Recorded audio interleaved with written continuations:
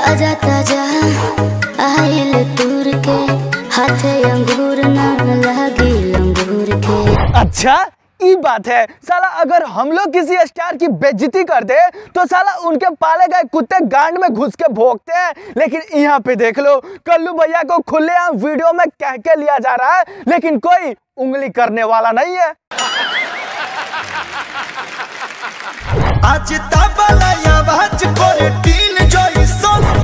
वाह वाह, नहीं साला इस डायरेक्शन के लिए तो इस वीडियो के डायरेक्टर को लौड़ा अवार्ड से सम्मानित करना चाहिए, क्योंकि भैया भोजपुरी में इतना खतरनाक डायरेक्शन ना कोई नहीं दे सकता है।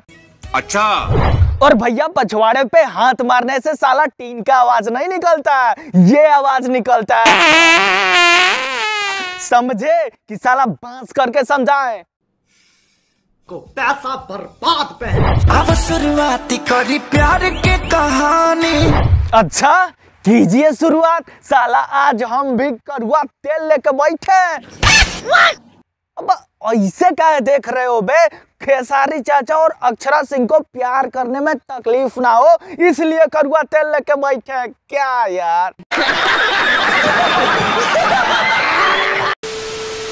तो बस ये छोटा सा वीडियो अगर आप लोगों को पसंद आया हो तो प्लीज यार रिक्वेस्ट है कि इस चैनल को सब्सक्राइब कर लेना, वीडियो को लाइक जरूर से जरूर कर देना।